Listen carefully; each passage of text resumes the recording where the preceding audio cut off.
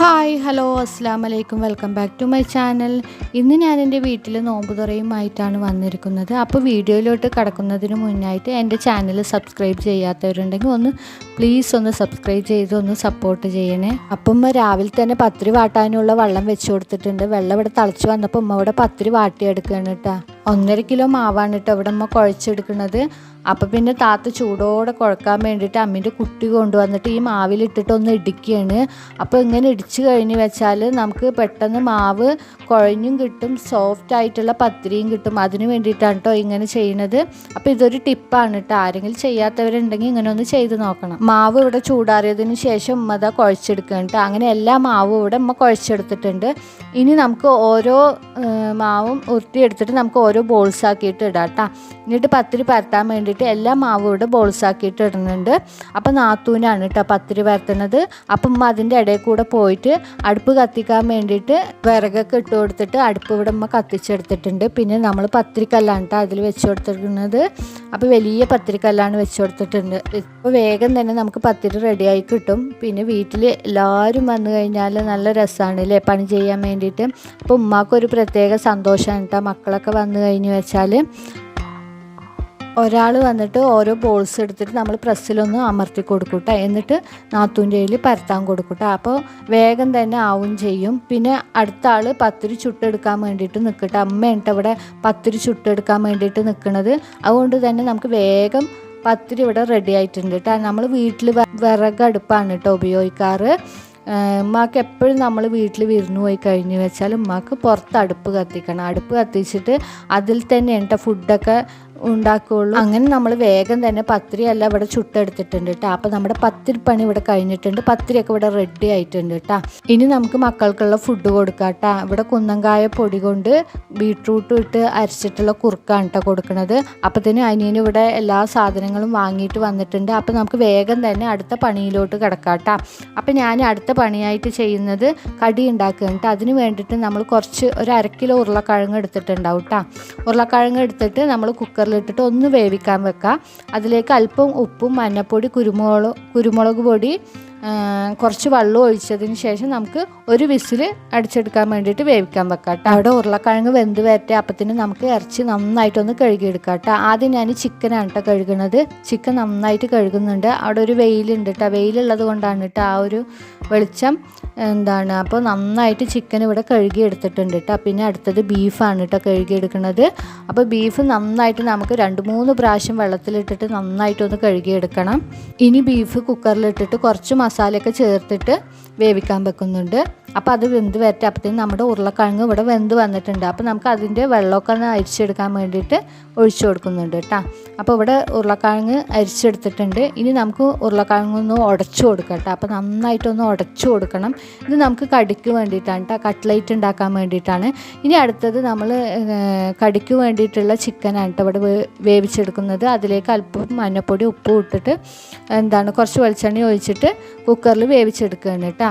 ഇനി അടുത്തത് പോക്കറ്റ് ഷവർമ്മക്കുള്ള ബ്രെഡാണ് കേട്ടോ ഇവിടെ കട്ട് ചെയ്തെടുക്കുന്നത്. അത് അനിയനാണ് കേട്ടോ ചെയ്ത് തരുന്നത്. അപ്പോൾ എല്ലാവരും കൂടിയിട്ടാണ് കേട്ടോ നമ്മളിവിടെ ഓരോ പണികൾ ചെയ്യുന്നത്.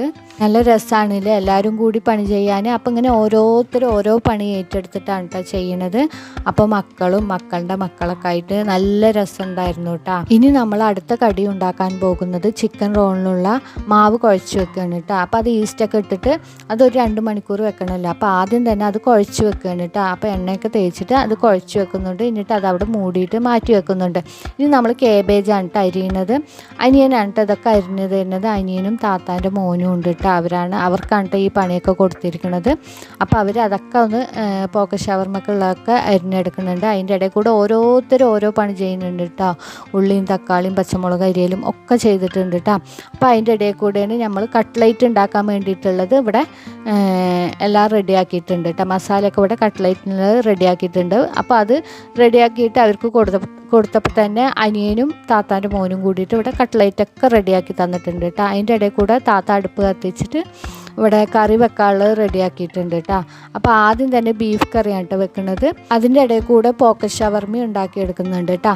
അപ്പോൾ നമുക്ക് ഒരു ചട്ടി വെച്ച് പറഞ്ഞു വെച്ചാൽ അതിൽ തന്നെ പോക്കറ്റ് ഷവർമയും ആദ്യം പൊരിച്ചെടുക്കുന്നുണ്ട്. പിന്നെ അതിന് ശേഷം കട്ട്ലേറ്റും ഒന്ന് പൊരിച്ചെടുക്കുന്നുണ്ട് കേട്ടോ. അങ്ങനെ നമ്മുടെ പണികളൊക്കെ ഇവിടെ പടപടാന്ന് വേഗം ഇവിടെ കഴിഞ്ഞിട്ടുണ്ട് കേട്ടോ.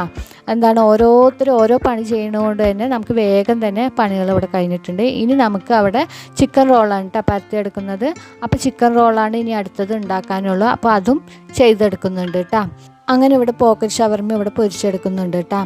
സത്യം പറഞ്ഞു വെച്ചാൽ അന്നത്തെ ദിവസം എല്ലാവരും കൂടിയിട്ടായിട്ട് നല്ല രസമുണ്ട് കേട്ടോ. പിന്നെ നമ്മുടെ വത്തക്ക പറയും, ഞങ്ങളുടെ നാട്ടിൽ തണ്ണിമത്തൻ എന്നാണ് കേട്ടോ പറയാറ്. അപ്പോൾ തണ്ണിമത്തൻ ഇവിടെ മുറിച്ചെടുക്കുന്നുണ്ട് കേട്ടോ നോമ്പ് തുറക്കാൻ വേണ്ടിയിട്ട്. അപ്പോൾ അത് ഒരാൾ കട്ട് ചെയ്യുന്നുണ്ട്. ഇവിടെ ബീഫ് കറി ഇവിടെ റെഡി ആയിട്ടുണ്ട് കേട്ടോ. പിന്നെ താത്ത ചിക്കൻ കറിയാണ് കേട്ടോ വെക്കുന്നത്.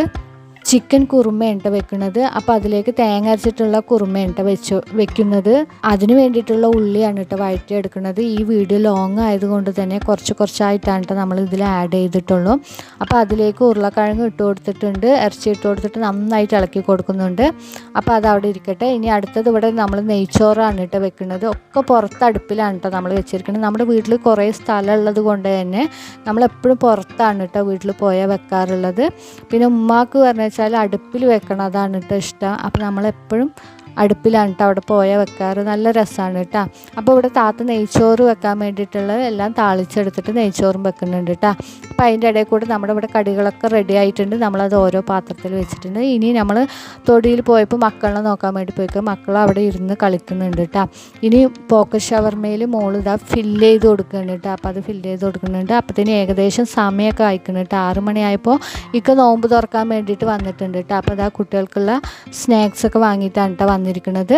അപ്പോൾ അതൊക്കെ കൊടുത്തപ്പോൾ അവർക്ക് ഭയങ്കര സന്തോഷമായിട്ടാണ്. സിപ്പപ്പ് കുട്ടികൾക്കൊന്നും കൊടുത്തിട്ടില്ല കേട്ടോ. ഒന്ന് പൊട്ടിച്ച് കൊടുത്തിട്ട് ബാക്കി നമ്മൾ ഫ്രിഡ്ജിൽ വെച്ചിട്ടുണ്ട്, തണുപ്പല്ലേ. അപ്പോഴത്തേന് നമ്മുടെ ഇവിടെ കറിയൊക്കെ റെഡിയായിട്ട് നമ്മൾ അടുത്ത വീടുകളിലേക്കൊക്കെ കുറച്ച് കൊടുത്തിട്ടുണ്ട് കേട്ടോ. പിന്നെ നമ്മൾ നോമ്പ് തുറക്കാനാകുമ്പോഴത്തേന് എല്ലാം സെറ്റാക്കി വെച്ചിട്ടുണ്ടായിരുന്നു. പിന്നെ ലാസ്റ്റാണ് കേട്ടോ ജ്യൂസ് അടിച്ചെടുത്തത് അനിയനാണ് കേട്ടോ. അപ്പോൾ ലാസ്റ്റ് ജ്യൂസൊക്കെ നമ്മൾ എല്ലാ ക്ലാസ്സിലും ഒഴിച്ചു കൊടുക്കണം കേട്ടോ നോമ്പ് തുറക്കാൻ വരുന്നത്. അപ്പോൾ നോമ്പ് തുറക്കാനുള്ള ഏകദേശം സമയമായിട്ടുണ്ട്. അപ്പോൾ നമ്മളിവിടെ എല്ലാം റെഡിയാക്കി എടുത്തിട്ടുണ്ട് കേട്ടോ. മാഷാ അല്ലാഹ് നല്ല രസം ഉണ്ടായിരുന്നു കേട്ടോ. നോമ്പ് തുറ എല്ലാവരും കൂടിയിട്ട് നല്ല രസമുണ്ടായിരുന്നു. എല്ലാ വിഭവങ്ങളും ഇവിടെ റെഡിയാക്കി വെച്ചിട്ടുണ്ട് കേട്ടോ. നമ്മളെല്ലാം വീട്ടിൽ തന്നെയാണ് ഉണ്ടാക്കിയത്, ഒന്നും പുറത്തുനിന്ന് വാങ്ങിയിട്ടില്ല. കുറച്ച് പൊറോട്ട മാത്രം പുറത്തുനിന്ന് വാങ്ങിയിട്ടുള്ളൂ, ബാക്കിയെല്ലാം നമ്മൾ വീട്ടിലാണ് കേട്ടോ ഉണ്ടാക്കിയത്. നല്ല രസമാണല്ലോ. എല്ലാവരും കൂടി ഉണ്ടാക്കുമ്പോൾ നമുക്ക് പുറത്തുനിന്ന് വാങ്ങേണ്ട ഒരാവശ്യവും വരുന്നില്ല. അപ്പോൾ അങ്ങനെ നമ്മൾ എല്ലാം ഇവിടെ റെഡിയാക്കി വെച്ചിട്ടുണ്ട്. ഇനി ബാങ്ക് കൊടുത്താൽ മതി നോമ്പ് തുറക്കാൻ വേണ്ടിയിട്ട്. അപ്പോൾ ഇന്നത്തെ വീഡിയോ ഇത്രയേ ഉള്ളൂ. ഇനി അടുത്തൊരു വീഡിയോയുമായിട്ട് കാണാം. എൻ്റെ ചാനൽ സബ്സ്ക്രൈബ് ചെയ്യാത്തവരുണ്ടെങ്കിൽ ഒന്ന് സബ്സ്ക്രൈബ് ചെയ്ത് സപ്പോർട്ട് ചെയ്യണേ.